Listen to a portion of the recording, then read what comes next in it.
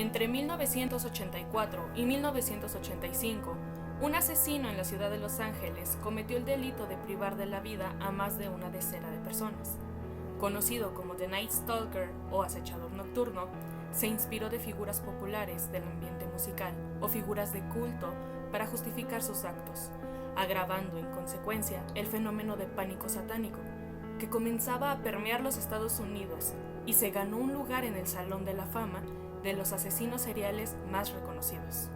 Conozcamos la historia de Richard Ramírez. Tenebrosos y místicos saludos. Te invitamos al lugar exclusivo donde el ocultismo, terror, magia, teorías conspirativas e inclusive tus pesadillas serán el combustible de nuestra llamarada. Crucemos ese portal místico para que juntos conozcamos historias increíbles de hechos que al parecer hasta el día de hoy no tienen una respuesta. Permitan que nosotras, Cel y Joe, te abramos las puertas de misterio. Hola, hola, bienvenidos a un nuevo episodio. Hola. ¿Lista, Joe? Hola a todos. Estamos listos con este tema que ya había sido propuesto por gente que nos escucha en comentarios. Hablamos un poco de él en episodios anteriores y como es un tema de la sección del archivo de asesinos seriales, tenemos a nuestra queridísima Selma. Hoy tenemos que abrir los archiveros para hablar de todas aquellas personas que en esta época, no sé si te has dado cuenta, Joe, pero ahí por los años de 1950 a prácticamente 90 se dio una ola de asesinos seriales increíble. Y dentro de esa época tenemos a Jeffrey Dahmer, John Wayne Gacy y del que el día de hoy vamos a hablar de Richard Ramírez, o mejor conocido como el acosador o el acechador nocturno. ¿Y por qué no le damos? Así es. Vamos a empezar con esto horrible y macabroso, pero necesario. A muchas personas les gusta este tema.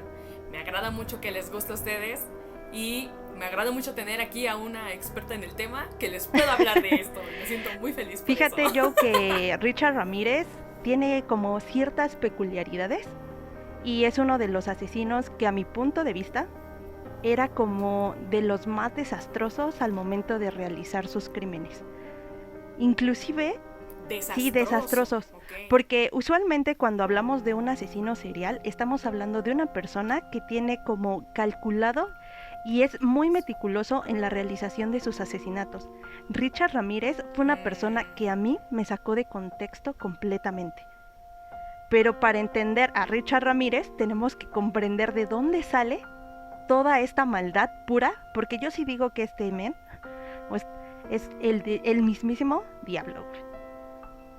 Antes de eso, nada más una preguntita, porque como ya vimos a Jeffrey Dahmer y ese tipo de cuestiones, cuando eres el asesino serial, ¿todos son conscientes de eso? ¿O de verdad hay casos, tú sabrás, porque tú eres quien tiene el archivero, de gente que lo hacía así que decías, no estaba en sus 5 sentidos y no sabía lo que hacía? Para mí todos sabían perfectamente lo que hacían, unos con más saña que otros. Tal vez Richard, por la premisa que nos das, era uno de ellos, pero nadie se salva de que eran conscientes, y por más justificación de enfermedades como por ejemplo Jeffrey Dahmer, no estaban tontos, sí sabían lo que hacían. Yo me acuerdo mucho del episodio de Jeffrey Dahmer, entonces no es como de, ay, pobrecito, no estaba consciente, o lo quisieron justificar, ¿no? Porque inclusive cuando en el caso de Jeffrey Dahmer quisieron investigar su cerebro para ver qué tipo de enfermedad mental tenía, pues no se realizó.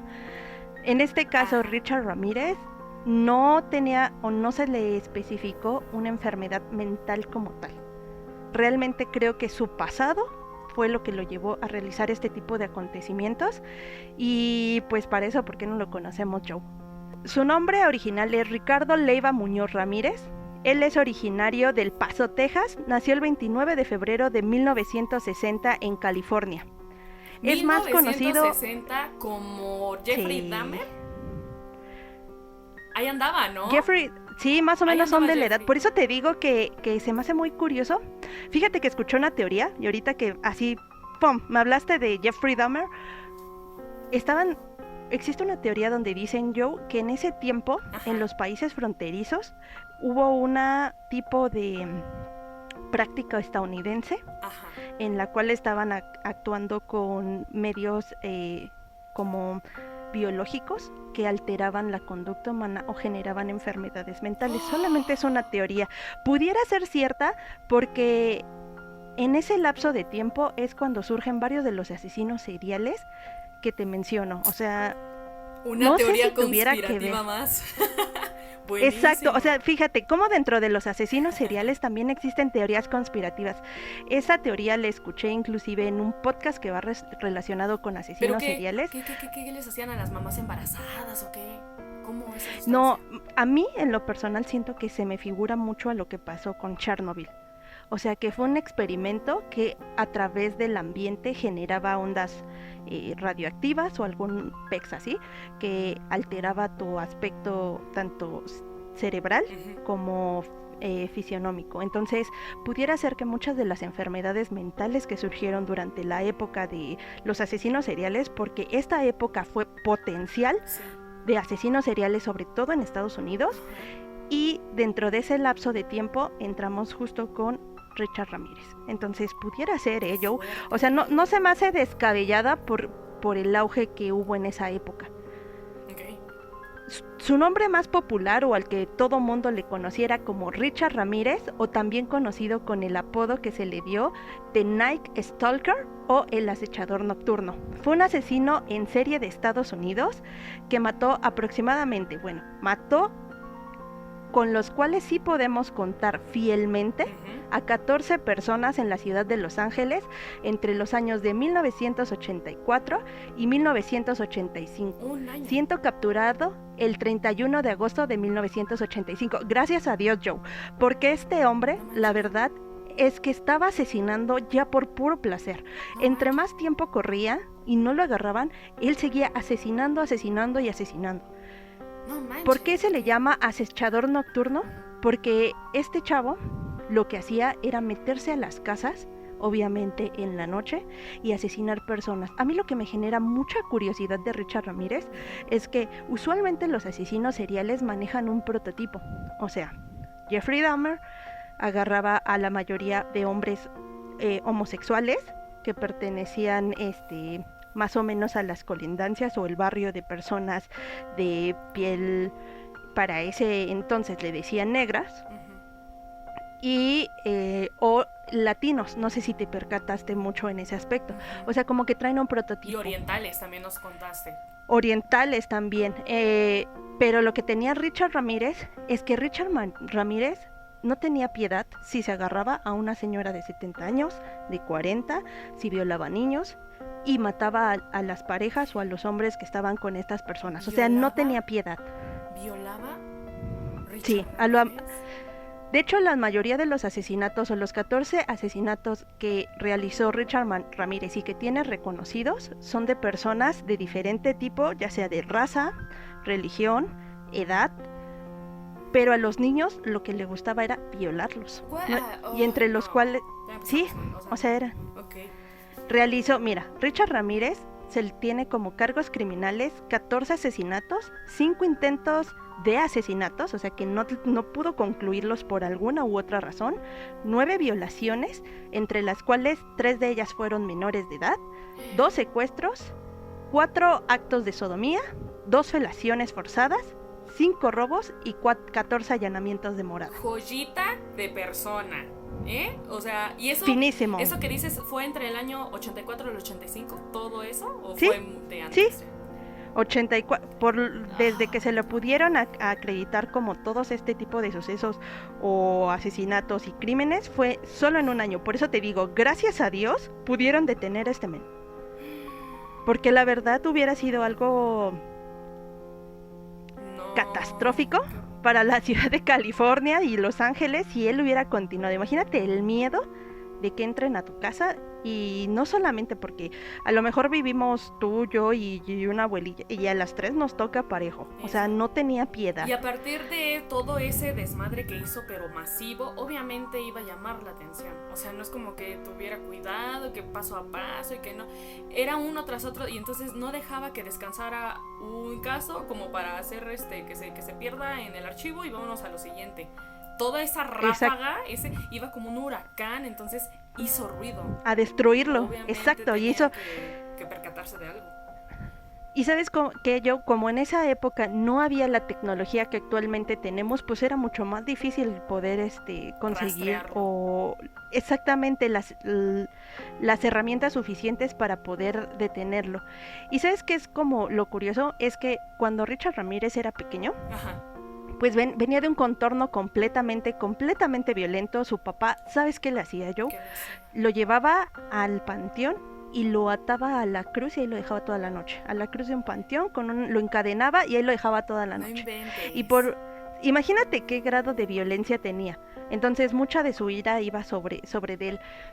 Te platicaba inclusive que él, cuando era pequeño, estaba jugando en los columpios, tuvo un golpe en la cabeza, lo que eso provocó que él convulsionara.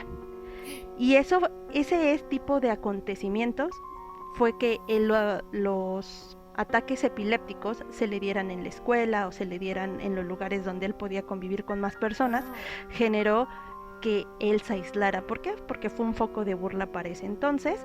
Se volvió una persona demasiado introvertida, no tenía casi amigos, y hay un suceso, Joe, que para mi punto de vista fue un detonante para que Richard Ramírez se convirtiera en lo que el día de hoy es. ¿Cuál? Bueno, que actualmente, pues, Richard Ramírez a la edad de 10 años se encontraba en casa de su primo Mike, que era un ex militar. Entonces... ya me imagino por dónde va esto. Okay. Imagínate, entonces ponte en el contexto, tú estás en la sala de tu primo, él está contigo, ex militar, y se pone a pelear con su esposa. Entonces, él en un momento de ira, de enojo, agarra la pistola, le dispara a la esposa en la cabeza y te salpica toda la sangre. Ok, no fue lo que yo esperaba. Eso estuvo más. Eso fue más. O sea, realmente yo pensé que lo iba a violar el primo, pero fue algo mucho. No, peor. O sea, asesinó a su pareja enfrente de Richard Ramírez, y entonces desde ese momento Richard Ramírez optó o tuvo una fascinación por la sangre. Sin embargo, o sea, a los 10 años. ¿Cómo ves? Entonces, imagínate, siento que gran parte de ese tipo de cosas tenían que ver con su familia. Una pregunta, porque no sé si mande, esto entra en la triada McDonald. ¿Fue violado de chiquito Richard Ramírez? Pues no tengo antecedentes de que Richard Ramírez fuera violado fíjate, como tal, pero sí de una violencia. Como hizo pedofilia, entonces, como ya sabes que luego está asociado a que tienen eventos traumáticos de violaciones. No sé si eso es dentro de la triada, tal vez me estoy confundiendo, pero muchas veces es gente que fue abusada sexualmente en su niñez, entonces cometen o disfrutan de ese tipo de delitos. Y tú, como dijiste, que estábamos hablando también de violaciones a menores, no sé por qué relacioné que el primo iba a hacer algo por el estilo. No, fíjate que no. O sea, sí sufrió una violencia brutal por parte de su familia, pero no existe un antecedente donde Richard Ramírez haya sido violado. Okay. O sea, creo que fue una persona que se sintió completamente excluida y violentada, pero no existe un antecedente de violación sexual para él. Okay. Después de lo que pasó con su primo Mike, Richard Ramírez durante la época de su adolescencia se volvió completamente problemático. A partir de los 9 años, él comenzó a robar y a consumir drogas en Texas. Imagínate a qué corta edad ya estás tú teniendo ese tipo de contacto con este tipo de drogas, ¿no? Sí, claro. Trabajaba en un hotel y entraba a las habitaciones para robarle a los huéspedes. ¿A los 9? No, ya más adelante, okay. Porque no tenemos fechas exactas. Haz de cuenta que se le hizo como una entrevista a Richard Ramírez, pero Richard Ramírez no fue tan dócil como para platicar todo, a lo mejor como lo vimos como con Dahmer. Más o menos te platica el contexto de su etapa de adolescencia, niñez. Tenemos como fechas a partir de las cuales él comenzó a realizar los asesinatos, pero fechas exactas o edad exactas no las dio como tal. Trabajó en ese hotel. Cuando trabajó en un hotel, él entraba a esas habitaciones y en ocasiones intentó violar a las mujeres que se encontraban en la habitación. Entonces ya traía como un antecedente de deseo de Por violar a las por personas. dominar a la víctima. Exacto. Fíjate que es muy curioso porque en una de las entrevistas él sí decía que una de las cosas que le gustaba era como verles el miedo a las personas cuando él estaba realizando este tipo de actos. Ay, qué desagradable, no. Ah, Qué horror. Una vez que se estableció en Los Ángeles, Ramírez empezó a asesinar sin pautas concretas, lo cual hacía más difícil su detención. Su primer asesinato lo realizó en el año de 1984 con la señora Jenny Rincon. No es cierto. ¡Ah! Jenny Rincon. Ese fue su primer asesinato, que era una persona de 79 años de edad. Con ella fue con quien comenzó a realizar este tipo de hechos, y justamente cuando la policía empieza a investigar sobre ellos, se percata que él pues no era una persona que usara guantes o que cuidara la escena del crimen. Él dejaba un desastre. Inclusive algo que era como súper importante en cada uno de los asesinatos que realizó Richard Ramírez es que dejaba la pisada o la marca de su tenis en las afueras o en algún tapete o en la cama, y esa fue una de las claves minuciosas porque esos tenis eran de una marca que apenas acababa de entrar en Estados Unidos. Y se hicieron las investigaciones correspondientes a efecto de ver quién podía haber comprado esos tenis, más sin embargo, pues era muy difícil por la amplitud que tiene Estados Unidos y por la distribución, aunque sí se habían especificado que únicamente se había vendido un par de ellos por medio de una tienda, y de que eran de color negro para la numeración que ocupaban. Entonces se tuvo que investigar, realmente se hizo una investigación muy minuciosa por parte de la policía de California y de Los Ángeles para poder descubrir qué era o quién era esta persona que estaba realizando estos asesinatos. Richard Ramírez empezó a realizar uno tras otro, e inclusive estaba a través de los medios de comunicación al pendiente. Hubo un dueto de policías, uno de ellos era latino y otro de Estados Unidos, pero que ya tenía como mucho, ¿cómo se le dice a las personas que llevan mucho tiempo ejerciendo esa función? Veteranos. Como mucha experiencia, veteranos. Entonces, como Richard Ramírez empezaba a generar violaciones en un lugar, luego secuestraba de este lado e iba a otra casa, se metía y mataba, fue muy curioso porque todos los policías de Estados Unidos decían, no, esta no puede ser una misma persona. ¿Por qué? Porque no llevaba un contexto igual, como lo que te decía al empezar. Entonces, esta dupla de policías e investigadores decían, no, es que yo sí creo que es una misma persona. Todo esto está como coludido. Y justamente fue que todo el cuerpo policial les hacían burla y le decían, ustedes no saben, es una mentira, nada más están por decir. Y ellos se aferraron tanto a esa idea de investigar y buscar que siguieron viendo, y efectivamente en cada escena del crimen se seguía apareciendo esa pista. Lo curioso es que Richard Ramírez estaba justamente atrás de las noticias y viendo qué tan famoso se estaba haciendo. Disfrutaba ver, aparte. Era una persona, él disfrutaba. Entonces, muchas veces la policía tuvo que tener muchos problemas con los medios de comunicación porque la policía tenía evidencia, por ejemplo, lo del tenis.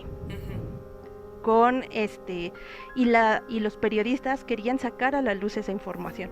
Entonces la lucha entre la policía y los medios de comunicación fue un boom completo, porque decían, si tú me sacas esta información, en ese momento ellos todavía no sabían quién era Richard Ramírez, el asesino o el acechador nocturno va a saber que ya tenemos esto, entonces ya no lo va a hacer y no vamos a poder incriminarle los demás crímenes que ya está cometiendo.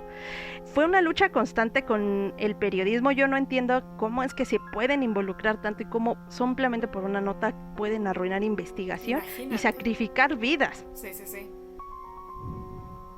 ¿No? O sea, realmente creo que el sacrificar vidas de personas está súper cañón. Entonces él consiguió. Otro de los asesinatos que realizó fue igual en una casa de una pareja porque tenían un hijo pequeño, aproximadamente de 6-7 años. Lo que hizo Richard Ramírez fue entrar, fue asesinar al padre, violar a la madre y después violar al menor. Ay, hijo de su chingada, no puedo con eso. Exactamente, la persona que en este tipo de situación fue violada, la señora sí pudo describir la imagen de Richard Ramírez, decía es una persona alta. Ella sobrevivió después de una golpiza, pero mataron al padre. Entonces ella sí pudo dar un retrato hablado de qué había sucedido con él y cómo era. Y tenía algo bien peculiar, Joe. Muchas de las características y de las víctimas que tuvo Richard Ramírez fue que decían que tenía un olor fétido en la boca. ¿En dónde? En la boca. En la boca, o sea, que le apestaba así casi a perro muerto. O sea, entonces que era alto, de ojos grandes y sí, o sea, que tenía una mirada maldita, o sea, era malo por naturaleza el hombre, completamente. Saben que Richard Ramírez seguía la información de los periodistas porque en uno de los hechos o uno de los asesinatos que él realizó, se dio cuenta que una de las víctimas intentó hablar a la policía y dentro de las noticias sacaron que en ese hecho, una de las víctimas se comunicó a la policía y a partir de ahí él empezó a romper todos los cables de teléfono y se dieron cuenta porque justamente cuando la víctima habla, él rompe el cable y lo deja suelto. Entonces se percataron que intentaron ellos comunicarse. Posteriormente, él ya cada que entraba a la casa de una de sus víctimas, lo que hacía era romper los cables. Antes de que pidas auxilio, te corto la línea y cometo mi fechoría. Oh. Sí. Inclusive hay un caso dentro de los secuestros que le aluden a Richard Ramírez, es una menor que en ese entonces tenía 6 años y es a una de las cuales las dejó con vida. Richard Ramírez lo que hacía, por ejemplo, con esta menor de edad era meterla a su domicilio, la tenía secuestrada y la violaba constantemente, todo el tiempo era violarla. Lo que fue un hecho en el cual la niña decía que ella sentía una familiaridad con él, como si lo hubiera conocido antes. O sea, era una niña pequeña. Y decía, yo tenía una cierta familiaridad con él, como si lo hubiera conocido. Dice, cuando me violaba, o sea, como que ella no ponía como resistencia, no sé si por su inocencia, por su edad o lo que sea. Cuando la violaba, ella decía, yo no ponía resistencia. Y le decía a él, ¿sabes qué? Quiero ir al baño, llévame al baño. Y que siempre se lo hacía. Entonces, en una situación de esas, Richard Ramírez se percató de que la niña siempre que le decía que la llevara al baño era para que entendiera él que la dejara de violar. O era como... Okay. Y que nunca demostró miedo en su cara a la niña. O sea, la niña nunca le demostró a Richard Ramírez, ¿sabes qué? Me das miedo o suéltame o algo. Nunca puso resistencia. Y eso fue uno de los hechos que a Richard Ramírez le dijo, ¿sabes qué? Te voy a dar la oportunidad de vivir. Así se lo dijo, tal cual. O sea, sí, dijo, te voy a llevar a la gasolinera, ahí está un teléfono y marca el 911. Y la dejó. O sea, simplemente porque no le demostraba miedo. O sea, lo que Richard Ramírez como víctima y no me das placer, no encuentro en ti lo que yo busco, así que te desecho. Y qué curioso que no la desechara matándola, sino que la dejara viva. Porque no estaba obteniendo lo que él quería. Él deseaba ver el sufrimiento, el miedo y el pánico cuando él estaba haciendo esos actos. Siento que gran parte, o yo lo asocio con que gran parte de lo que su papá le hacía a él, quería desquitarlo en sus víctimas. Ay, oye, y la niña sí estaba, o sea, sí, a ver si no lo entendí mal. La niña decía como que lo conocía de algún lugar, lo sentía medio familiar. ¿Sí estuvieron conectados en algún momento o solo en ningún momento? ¿Qué es lo que es como, por ejemplo, yo cuando tú conoces a alguien de no sabes dónde, pero dices, yo lo he visto antes y como que siento que así le pasó a la niña. Y entonces ese tipo de... Eso fue lo que hizo o le permitió que él se salvara Me la vida. estoy rayando bien cabrón, pero hemos hablado en otros episodios de que tú dices de la creencia de que las mismas personas que estás hoy en día sean las personas con las que reencarnaste en vidas pasadas, ¿no? Entonces tal vez como ese recuerdo, ya sé que me la estoy súper jalando con esto, pero el recuerdo de que a ti, en tu energía, en tu algo, hay algo que te conozco porque yo ya te conocía de antes. O sea, tal vez no en esta vida, tal vez en vidas pasadas, ya me la estoy volando y no tiene nada que ver porque ves, estamos hablando de un delito, pero no sé por qué conecté con la idea que tú comentabas hace capítulos atrás de que tu padre pudo haber sido tu novio, tu abuela pudo haber sido tu hija y así, ¿no? Tu profesor pudo haber sido así, el vecino y así, te pudiste haber conectado con esas personas. Entonces, algo hizo clic en la niña, te conocía, como que se me hacías conocer. Ay, pero tenía 10 años, solo tenía 10 años la niña. Qué bueno que sobrevivió, de verdad, y qué sorprendente, esto sí me sorprende. Si no tengo lo que quiero de ti, te desecho.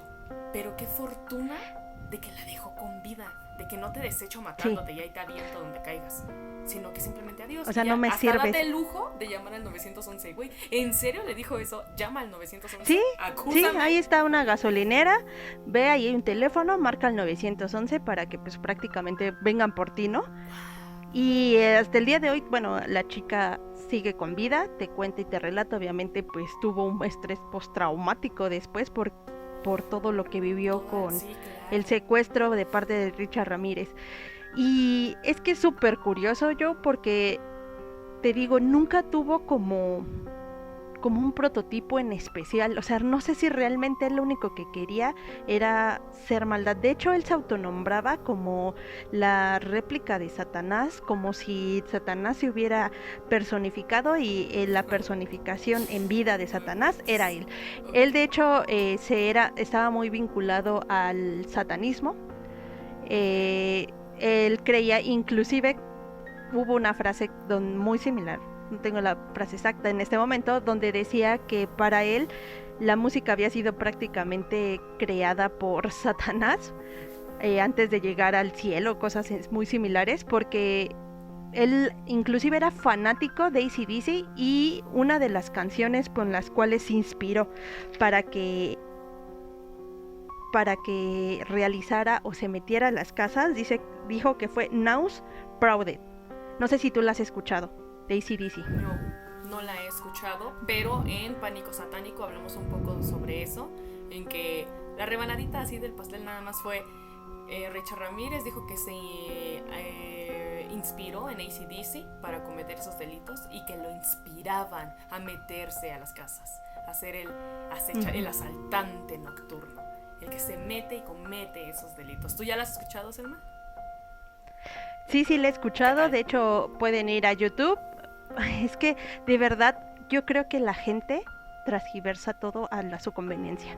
O sea, yo puedo escuchar una canción, no sé, vamos a Guns N' Roses, y para unas personas puede simbolizar otra cosa, y para mí puede simbolizar lo que yo quiera, y le voy a dar el contexto, y de ahí me baso a hacerla. Lo que hablábamos en satanismo, de que siempre justifican sus actos a través de otras cosas, o sea, diciendo, yo hago esto porque escuché una canción de AC/DC y me motivó a generarlo. No, güey, tu antecedente, tú vienes de un contexto familiar problemático, viste cómo asesinó tu primo a su esposa frente a tu cara y te salpicó toda la sangre en la cara. Vienes con problemas de drogadicción, vienes con problemas de robo, ya traes el antecedente de querer violar a personas, violas, tienes pedofilia, tienes sodomía, o sea... Sí. What the fuck? Y le o sea, no culpes, o sea, a un grupo musical que de satánicos y a no una tienen, canción, pero ni las uñas. Sí, o sea, dices, no, o sea, creo que más bien ellos siempre tratan de justificar sus acciones a través de algo. Claro. Eso creo que sucede. Y justamente en Pánico Satánico hablábamos de que en estas fechas, cuando comenzaba el auge de lo que es el pánico satánico, de lo que la figura de Satanás induce a las personas, simplemente con testimonios como los que hace este hombre, o como el que hizo este hombre, avivaban más la llama del terror entre radicalistas cristianos en ese entonces, para decir, No escuchen AC/DC porque es satánico. Él lo dijo, el que asesinó. Exacto. Y si lo escuchas te vas a volver un siervo de Satán. Y si lo escuchas, bla, bla, bla. Entonces, discos vinilos de AC/DC fueron también seguramente una muestra de aquello que se metió a las hogueras comunales para deshacerse de todo lo que la gente, el público, creía que era satánico, que era satanismo. Lo cual, evidentemente, como dice Selma, sacan de contexto para justificar sus actos imprudentes, estúpidos y pendejos, ¿no? Entonces, no hay justificación más que tu propia enfermedad mental, que tu propia historia. Y aún con esa historia, existe gente que prefiere no hacer el mal. A pesar de que me violaron, a pesar de que yo vi muertes, a pesar de que me golpeaban, hay gente que con ese historial decide no hacer ese tipo de mal. Él conscientemente dijo, sí lo voy a hacer. Y es más, AC/DC lo inspiró, ¿sabes? Como cobardemente diciendo, sí, eso fue Satanás y yo soy el diablo. No sé si él pertenecía a algún tipo de culto satánico o algo que tú supieras en tu archivero, pero seguramente es ese tipo de fanatismo adolescente satánico en el que no comprendes bien lo que es el trasfondo de Satanás, de las diferentes cultos o partes satánicas, y te montas en un caballito que dice, sí, vamos a avivar. Si la gente dice que eso es Satán, esto es Satán, y por Satán voy a matar. Tonterías, simplemente. Sí, Joe, de hecho, Richard jamás perteneció a un culto. Él únicamente se inspiró en el satanismo y en varias ocasiones cuando realizaba sus asesinatos, lo que hacía era dejar un pentagrama marcado con sangre en alguna de las paredes, a efecto de decir como su marca, esta es mi marca, aquí estuvo el acechador nocturno. No, entonces eso metía más pánico, desde luego que es lo que te digo. Richard Ramírez fue un asesino serial completamente desorganizado. O sea, no tenía un modus operandi completamente bien estructurado como la mayoría de los asesinos seriales lo tienen. Y por eso duró tan poco, lo único, ¿no? O sea, un solo lo año único que... y vámonos, te agarran. No tienes estructura, no tienes cuidado, no te toman. ¿Sabes por qué, yo? Porque mira, en primera, nunca se cubrió el rostro. Nunca utilizó guantes o algún tipo de protección. Usaba el mismo, por ejemplo, la vestimenta, bueno, no la vestimenta, los tenis siempre eran los mismos. Entonces fue parte crucial porque en muchas de las casas o patios o cosas así salía esa huella, y eso fue lo que fue vinculando un crimen con otro, donde decían, pues el día que agarremos a este chavo, pues vamos a vinculárselo porque todas las huellas van similares. O sea, no era cuidadoso. Se complicó tanto el poder encontrar a Richard Ramírez, aun porque él no tenía ningún patrón ni una forma de accionar, ni en el perfil de las víctimas, ni en o sea, no había como un periodo definido. Por ejemplo, hubo una ocasión donde Richard Ramírez se metió a una casa y estaba una pareja dormida. Entonces, lo que hizo Richard Ramírez entró con una pistola, porque él podía entrar con bats, podría entrar con cuchillos, o sea, no tenía nada establecido. O sea, si decía, hoy me dan ganas de asesinarlo con ese cuchillo, ¿no? Hoy tengo ganas de asfixiarlo con tal cuerda, hoy tengo ganas de matarlo con un bat de béisbol. Pues esa noche se le había ocurrido entrar con una pistola. La familia se encontraba durmiendo, se metió al cuarto y lo que hizo fue dispararle al señor que se encontraba dormido en la cabeza. Curiosamente, o no sé, Joe, si es ahora sí que cuando te toca, aunque te pongas, y cuando no te toca, aunque te quites, haz de cuenta que le disparó a este señor, pero no falleció. O sea, creo que la bala entró y se cruzó por el lado del oído. Entonces le dio tiempo de levantarse, agarrar y corretear a Richard Ramírez y forcejear con él. A Richard le dio tanto miedo porque, pues, o sea, le metí 2 plomazos en la cabeza. ¡Es el zombie! Y entonces lo que hizo fue, no pudo violar a la señora, no pudo asesinar al señor, pero huyó. Y al huir, entonces se fue a otra casa, se metió, violó y asesinó a una mujer. O sea, no eso se metió en el mismo barrio. O sea, nada más era saciar. Sí, en el mismo barrio. En el mismo, unas cuantas manzanas, obviamente no lo hizo así como o sea, casas me estás pegadas, queriendo decir unas... que mientras el padre estaba llamando al 911 y estaba ahí rondando porque acababa de ocurrir eso, con un plomazo en la cabeza, en ese momento estaba violando en la casa casi de al lado. ¿Eso es lo que ocurrió? Sí, o sea, nada más quería saciar su necesidad de asesinar. Entonces, por eso era tan complicado dar con Richard, porque decían, es que no tiene un modus operandi como tal. O sea, y lo que Richard en algún momento mencionó, que cuando él iba a salir a asesinar, lo que hacía era encender sus Walkman, ponía un cassette de AC/DC y salía a matar. Así, él lo manifestó.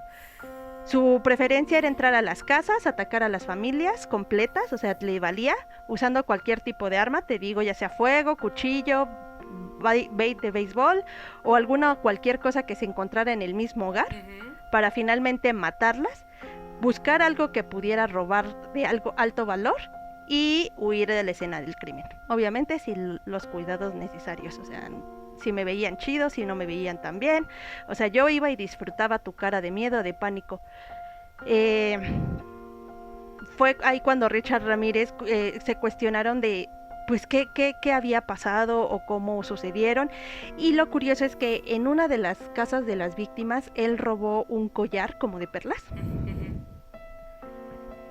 y se lo llevó, o sea, porque él siempre trataba de hurgar a ver qué encontraba, y si no encontraba algo de valor, o sea, y te había dejado medio moribunda y te daba como la oportunidad de decir, bueno, te va a dar chance de que vivas, pero si no encontraba algo de valor iba y te masacraba completamente. Entonces, en una de esas se roba este collar, creo que era un collar muy valioso. Y resulta que en las investigaciones, porque los familiares de esta víctima dijeron es que ella tenía tal y estaba el collar tal, pues se lo encuentran a una chica en un barrio y le comentan, ¿sabes qué? ¿De dónde sacaste tal collar, no? Y ella dice, no, pues es que me lo regaló mi novio. No, pues entonces ahora nos vienes y nos dices quién es tu novio para poder dar con él. Ella va, les dice dónde está el novio, van con el novio y le dicen, ¿sabes qué? ¿Quién te dio este collar? No, pues que me lo dio uno de mis amigos.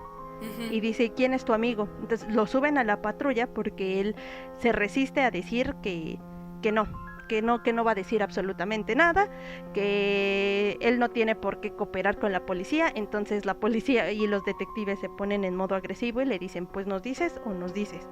Y dice, no les voy a decir. Le dan un golpe, no confiesa. Entonces le dicen, te damos una segunda oportunidad. ¿Quién te dio este collar y de dónde lo sacaste? Entonces justamente cuando van a dar el segundo golpe es cuando este amigo le dice, me lo entregó Richard Ramírez. Y es donde encuentran el nombre de Richard Ramírez. Ahí es cuando los investigadores ya tienen un nombre de quién es esta persona. Así que se ponen a buscar en la base de datos tanto de Los Ángeles como de California para saber si efectivamente había Richard Ramírez. Pues se encuentran una lista aproximada de 12 Richard Ramírez en el estado. Pero, nombre popular para la época. Curiosamente, había uno que había sido detenido por el consumo de drogas. ¿Y ese era nuestro Richard Ramírez acaso? Y ese era nuestro Richard Ramírez. Entonces deciden buscar con los antecedentes de las huellas digitales, obviamente, para verificar si efectivamente era él. Verifican que las huellas que hay en las escenas del crimen con las que ya habían tenido cuando había sido detenido coincidían. Entonces le dicen los policías, ¿saben qué?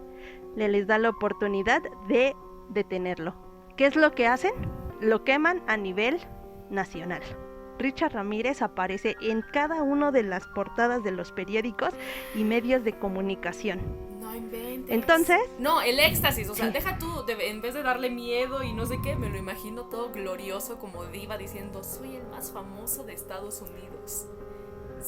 Pues fíjate, Joe, que él no se había dado cuenta hasta que un día va a una parada de autobuses y entonces en la parada de autobuses entra a una tienda y ve un periódico y ve su rostro reflejado en el periódico.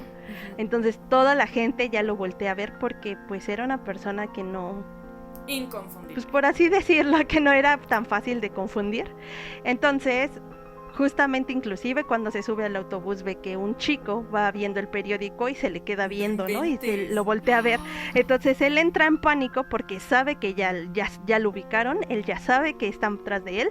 Lo que hace es bajarse del autobús, trata de ir a robar un carro de la colonia que está por ahí, que era una colonia latina, y comienza a huir. Entonces, al no poder robar el vehículo porque pues ya la gente ya lo estaba ubicando y todos los vecinos estaban tratando de atacarlo, él comienza a huir, empieza a escapar por las calles aledañas hasta que ve una patrulla, porque la mayoría ya era el tumulto de gente que estaba dispuesto a linchar a Richard Ramírez.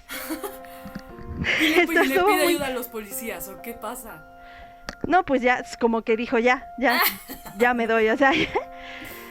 Se sube a la patrulla, o sea, prácticamente lo llevan a la penitenciaría de que está por ahí, para que sea obviamente juzgado y tomen todo lo que tuviera que, tanto la declaración y cosas así. Y fíjate, Joe, que es muy curioso porque en ningún momento Richard Ramírez sintió remordimiento por ninguno de los actos que realizó. Qué fuerte. Cuando se le entrevista, te digo que uno de los, justo eso lo hablamos en Pánico Satánico, uno de los investigadores comenta que él era una persona a la cual era muy difícil sostenerle la mirada de tanta maldad que traía en su rostro. Uh-huh. Inclusive, cuando se hizo la detección pusieron a Richard Ramírez tras un cristal donde las víctimas pueden identificarlo, uh-huh. Y inclusive las víctimas lo identificaron sin problemas, y la niña menor que te comenté que había sido secuestrada le dijo al policía, ¿cómo tengo que poner el 6? Porque ella sabía el 6 en número o en letra, o sea, ella identificaba plenamente a Richard, o sea, ya sabía quién era. Fue llevado a juicio, se le juzgó por todos los acontecimientos que de los asesinatos, los secuestros, y pues no podemos saber, Joe, si realmente solamente fueron 14, porque pudo haber sido muchísimos más en el tiempo que él realizó, más sin en cambio se le empezó a contar a partir de 1984. Sí, claro. No sabemos a ciencia cierta cuántos secuestros de menores también realizó. Entonces, fue en el 2009 cuando se le condenó para 19 penas de muerte. O sea, no había forma. Imagínate morir 19 veces y te revivimos para volverte a matar, ¿no? ¿Te imaginas? Sí, eso? De hecho, fue en fecha 3 de octubre de 1989 cuando se deliberó por el jurado la pena de muerte, que te digo que fueron 19 para Richard Ramírez, y el 4 de noviembre fue ratificada la sentencia, y en la cual se supone que se llevaría a cabo en el corredor de la muerte en la cárcel de San Quintín. Richard Ramírez, sin en cambio, se murió debido a una insuficiencia hepática, todo porque prolongó a través de su juicio o su procedimiento penal, a través de impugnaciones, y eso aletargó mucho el tiempo para que se llevara a cabo ahora sí que la pena de muerte, que usualmente allá o es por medio de inyección letal o la electrocutación. Eran como los únicos dos medios que antes o en ese entonces se manejaban. Creo que en Texas era la inyección letal, y sin embargo él no murió por eso, murió por una insuficiencia hepática en el Hospital General de Marin en Greenville, California, en la mañana del 7 de junio del 2013, con una edad de 53 años de edad. En el momento de su muerte, Ramírez llevaba más de 23 años condenado a muerte y esperando su ejecución por el estado de California, dado que su matrimonio se deterioró con los años.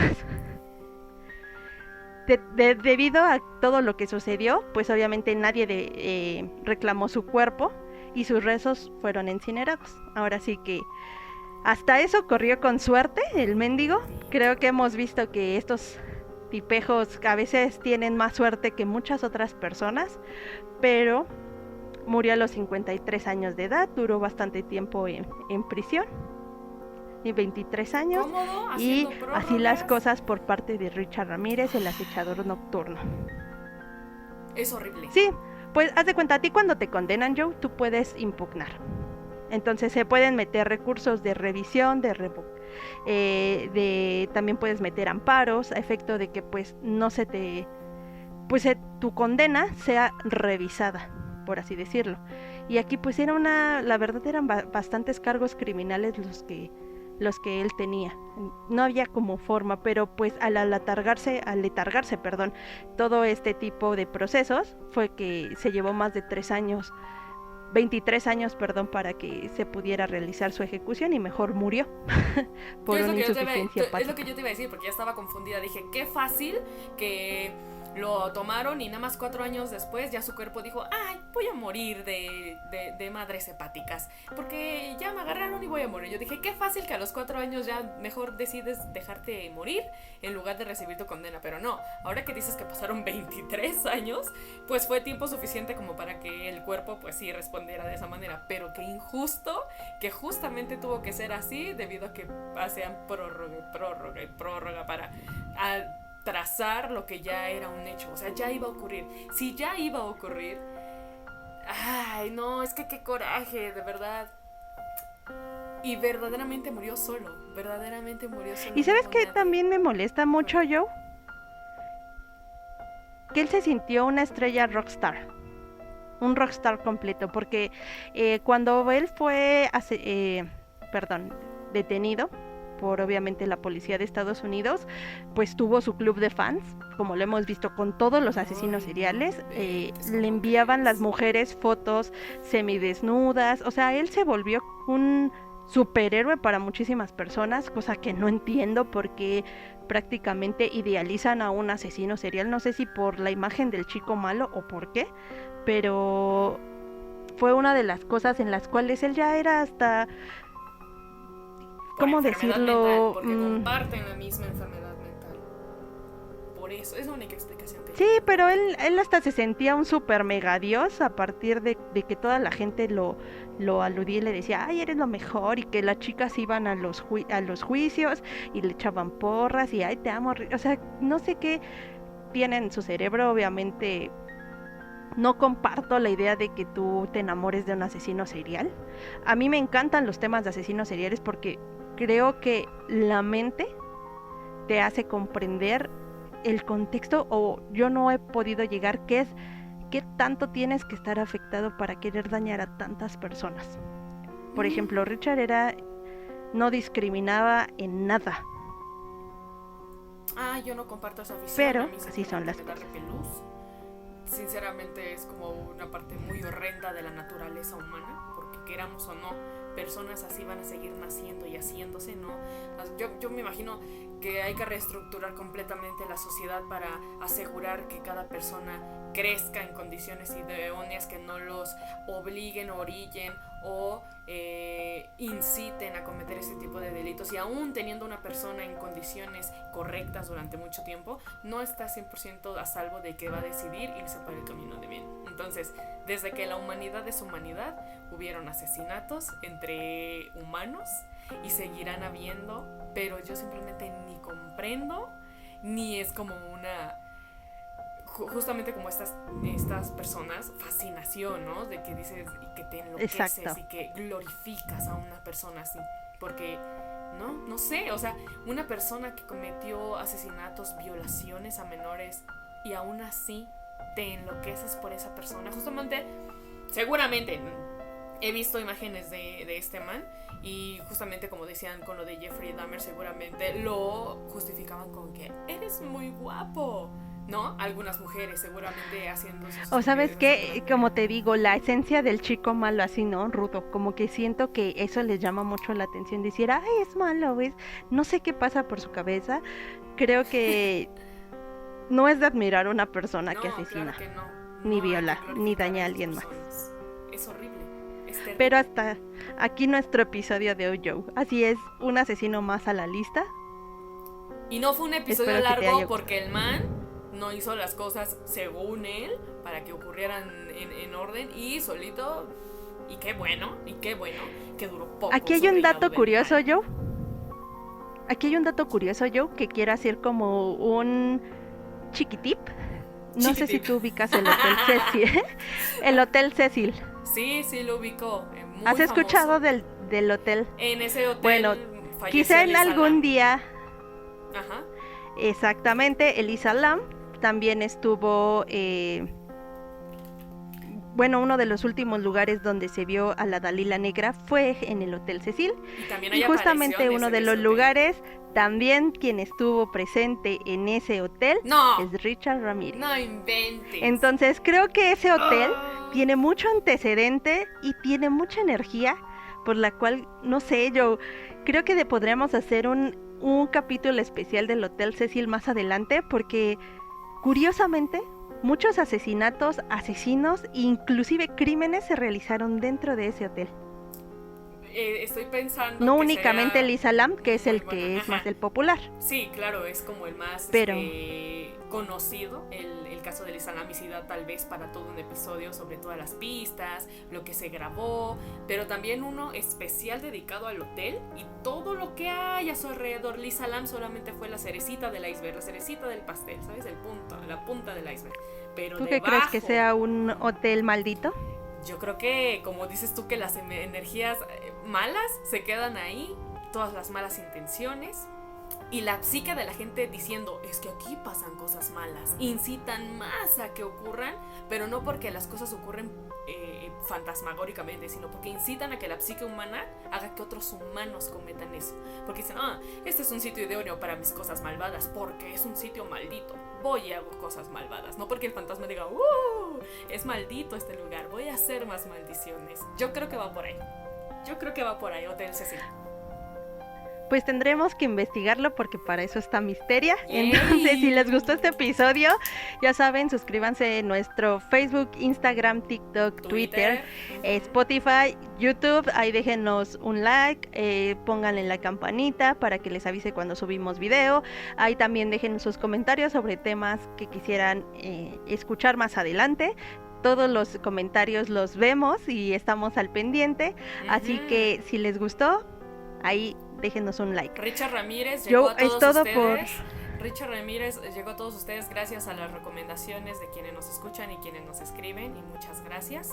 Si les hacemos caso, tenemos una lista de temas y queremos dar a entender que sí los escuchamos, pero ya teníamos propuesto esto, entonces estamos viendo cómo meterlos, y ahí vamos poco a poco sumando a la lista de reproducción de este canal, aumentando los videos, haciendo caso a lo que nos dicen. Muchas gracias a todos los que comentan, gracias a todos los que nos visualizan, y nos estamos viendo, justo como dice Selma, en el próximo episodio de Misteria. Bye bye. Chao.